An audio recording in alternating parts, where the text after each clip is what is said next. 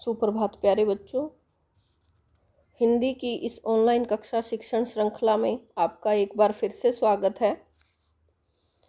आज हम अपनी कक्षा में रचनात्मक लेखन जो हमारा 20 अंक का आता है उसका एक भाग पत्र लेखन करेंगे। यानी आज हम पत्र लेखन के बारे में विस्तार पूर्वक जानकारी लेंगे। वैसे तो आपको पहले भी पता है पत्र लेखन के बारे में, लेकिन आज हम फिर से पत्र लेखन का कार्य दोहराएंगे। आशा करती हूँ सभी बच्चे ध्यानपूर्वक सुनेंगे और समझेंगे। तो आइए शुरू करते हैं आज की कक्षा पत्र लेखन, जो कि आपका 5 मार्क्स का यानी 5 अंक का आता है।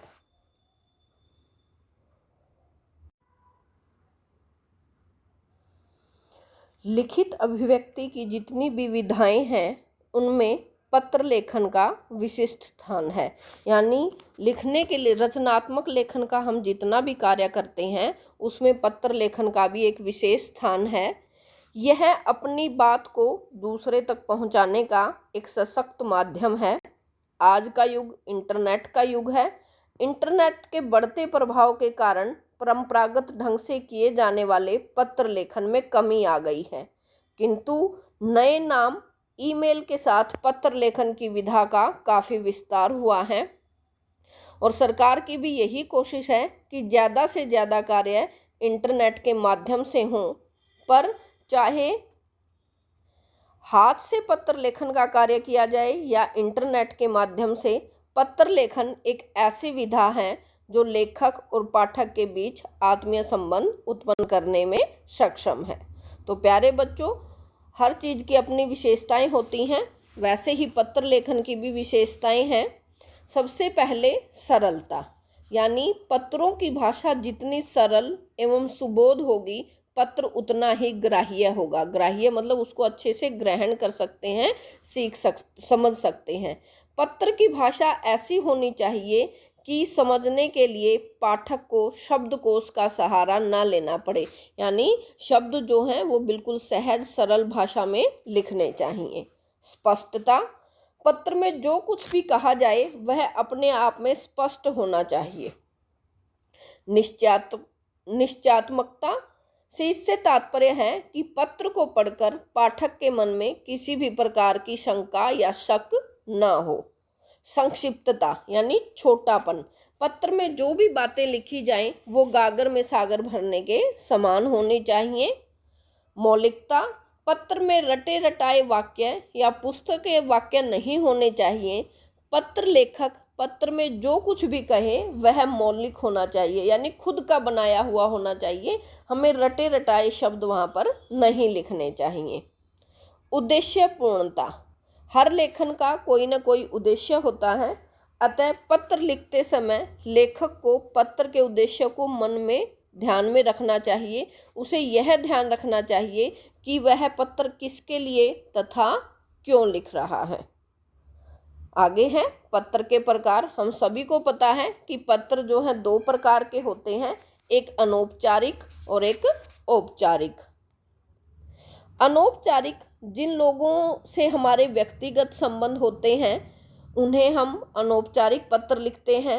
इन पत्रों में व्यक्ति अपने मन की अनुभूतियों, भावनाओं, सुख दुख की बातों आदि का उल्लेख करता है। इन पत्रों को हम व्यक्तिगत पत्र भी कह सकते हैं। इन पत्रों की भाषा शैली में अनौपचारिकता का पुट देखा जा सकता है, यानी इनमें थोड़ी सी अनौपचारिकता भी होती है। दूसरा आता है हमारा औपचारिक पत्र। ये पत्र औपचारिक संदर्भ में लिखे जाते हैं।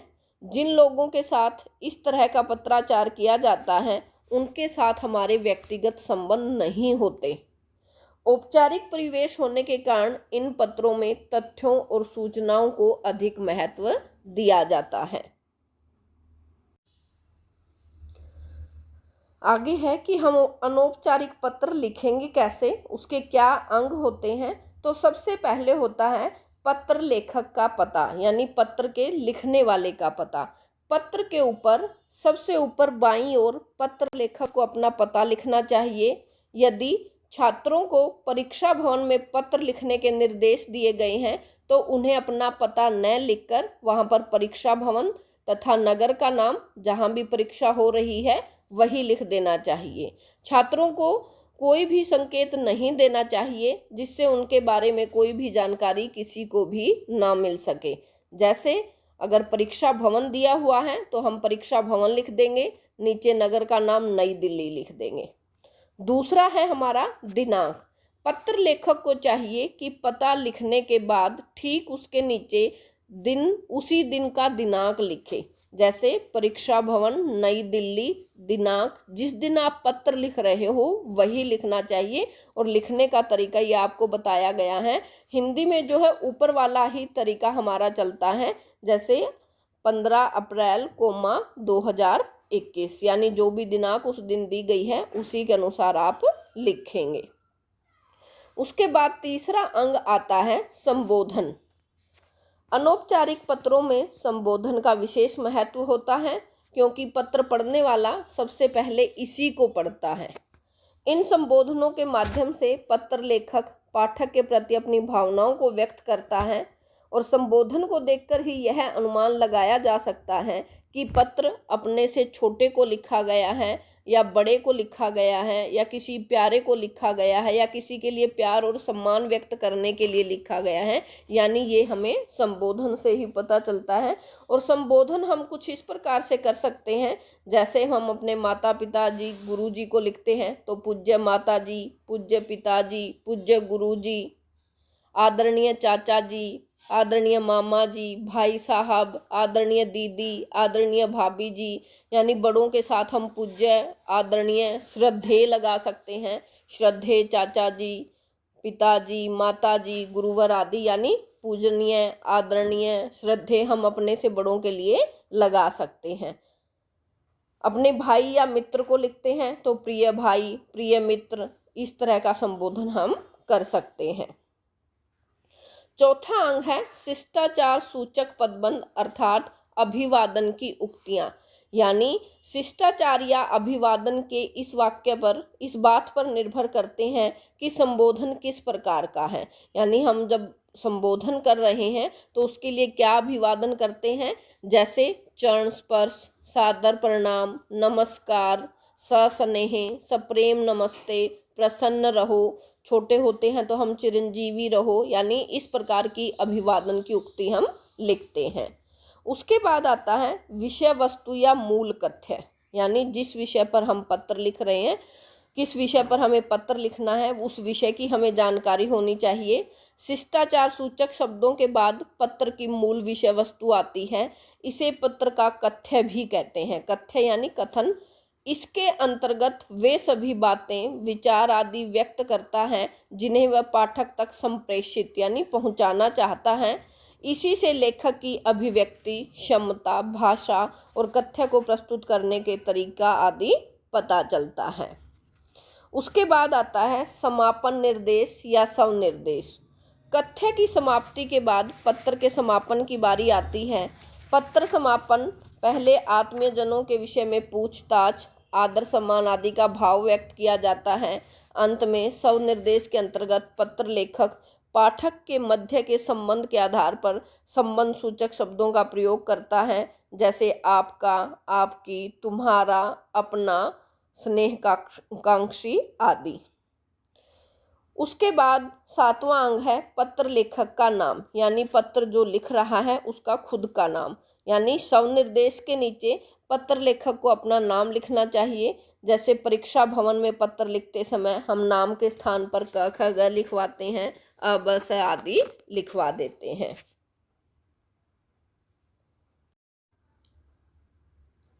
जैसे कि एक अनौपचारिक पत्र का प्रारूप दिखाया गया है। हम अपने चाचा जी या चाची जी को जिसको भी लिख रहे हैं तो हम जैसे परीक्षा भवन, शहर का नाम लिखेंगे, दिनांक लिखेंगे, फिर पत्र किसको लिख रहे हैं, जैसे आदरणीय चाचा जी, सादर प्रणाम।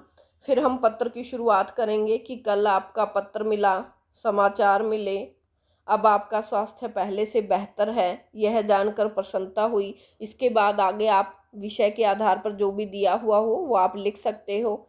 अंत में हम आदरणीय चाची जी को सब प्रणाम। आपका कोई छोटा भाई बहन है तो हम उसको स्नेह देते हैं और लिखते हैं।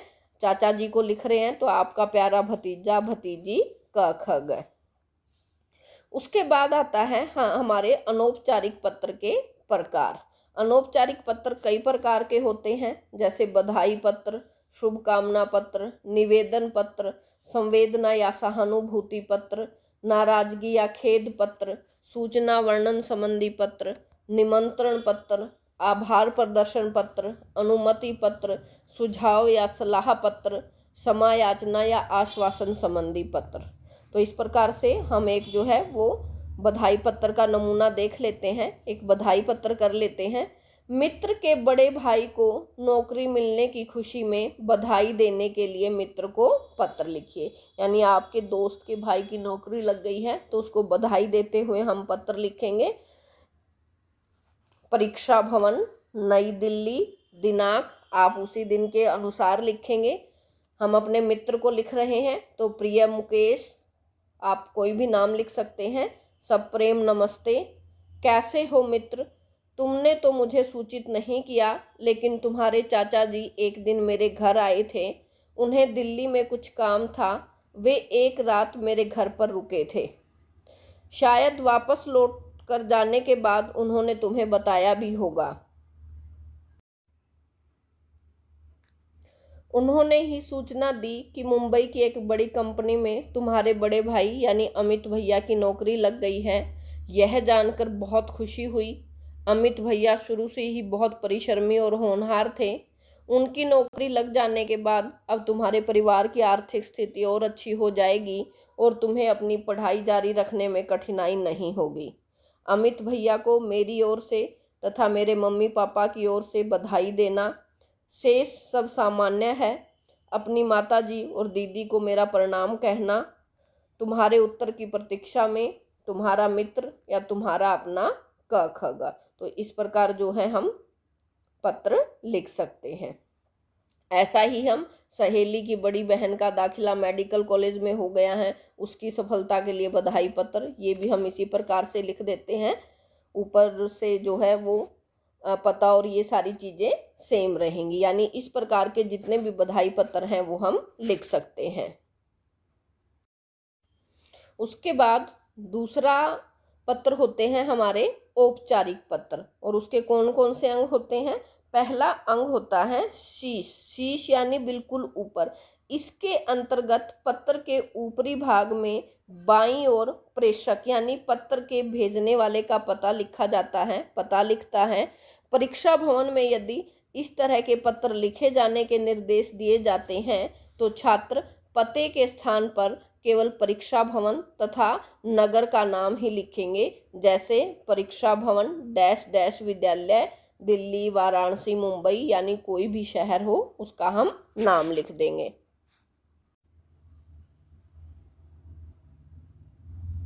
फिर दूसरा अंग आता है हमारा पत्र प्राप्त कर्ता का संक्षिप्त पता, यानी जिसको हम पत्र लिख रहे हैं छोटे रूप में हम उसका पता लिखेंगे। शीर्ष के ठीक नीचे पत्र प्राप्त करने वाले का पता लिखा जाना चाहिए। जैसे सामान्य इसे 3 पंक्तियों में ही लिखा जाता है। यदि हम संपादक को लिख रहे हैं तो जैसे संपादक हिंदुस्तान टाइम, कस्तूरबा गांधी मार्ग, नई दिल्ली। प्रधानाचार्य को लिख रहे हैं तो प्रधानाचार्य, जैसे हमारे स्कूल का नाम है डीएवी पब्लिक स्कूल फतेहाबाद। किसी प्रबंधक को, संपादक को लिख रहे हैं तो जैसे प्रबंधक full marks private limited, Daryaganj, Delhi. यानी 3 पंक्तियों में ही इसको लिखा जाता है। उसके बाद आता है संबोधन।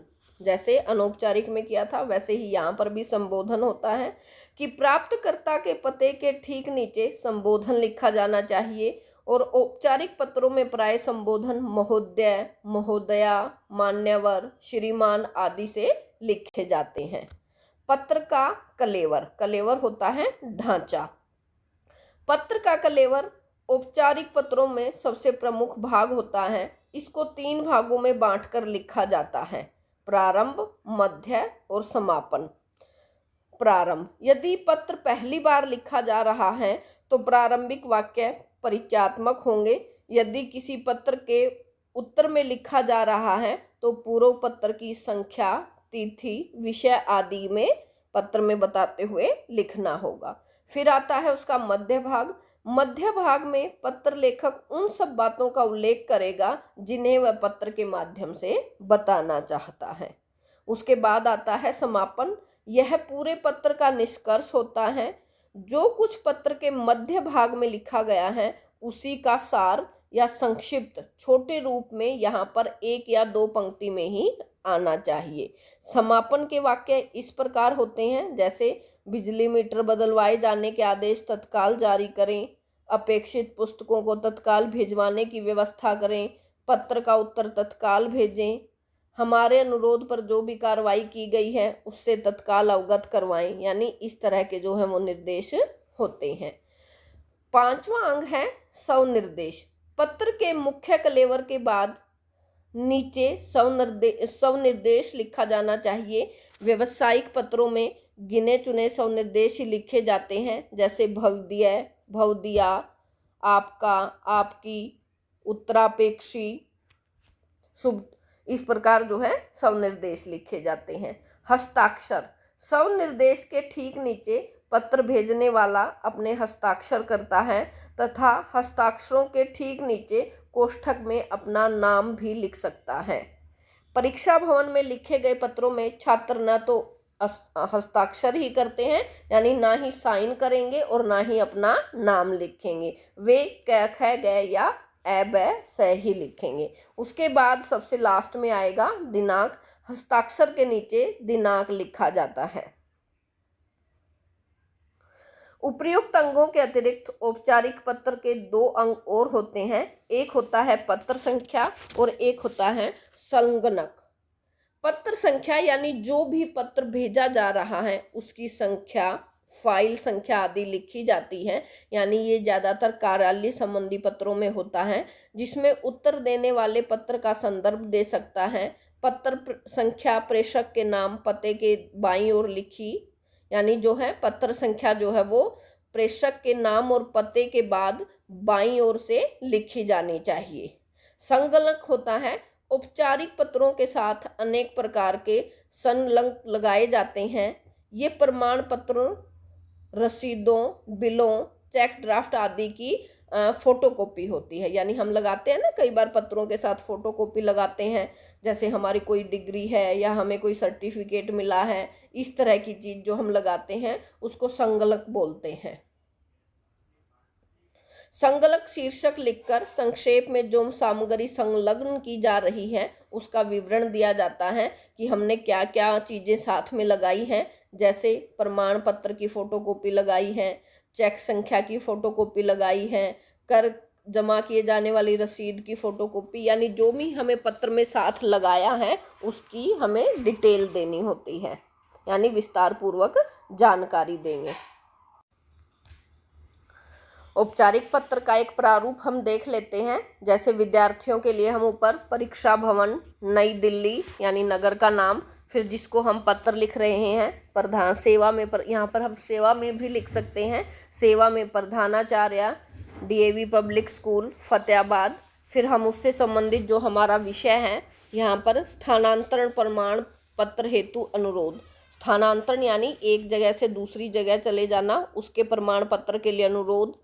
फिर मान्यवर, फिर जो है हम पत्र शुरू कर देंगे। सविनय निवेदन यह है, आप स्कूल के अनुसार अपनी जो जानकारी देंगे, कौन सी कक्षा में पढ़ते हैं, आपको ये किसके लिए चाहिए।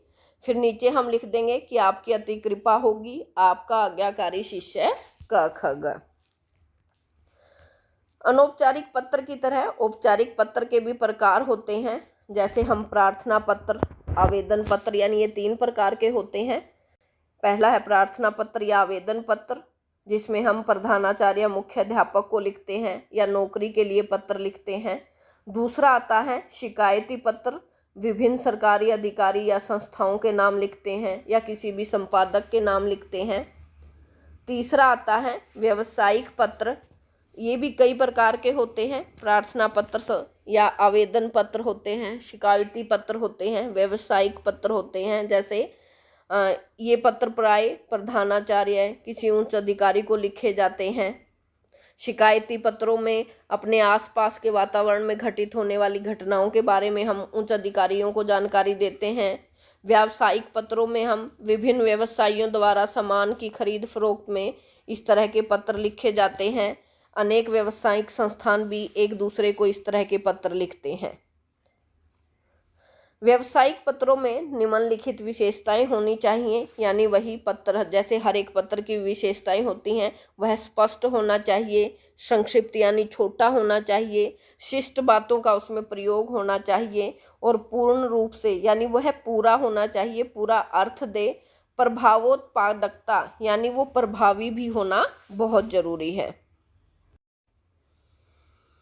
औपचारिक पत्र का भी एक नमूना देख लेते हैं। यह हमारा एक प्रार्थना पत्र है। प्रधानाचार्य या मुख्य अध्यापक को चिकित्सा अवकाश पर रहने के लिए प्रधानाचार्य को पत्र लिखिए, यानी आप बीमार हैं और आपको जो है छुट्टी चाहिए तो उसके लिए प्रधानाचार्य को हम पत्र लिखेंगे। तो हो जाएगा परीक्षा भवन, नई दिल्ली। सेवा में आप लिख सकते हैं, ना भी लिखेंगे तो भी चलेगा।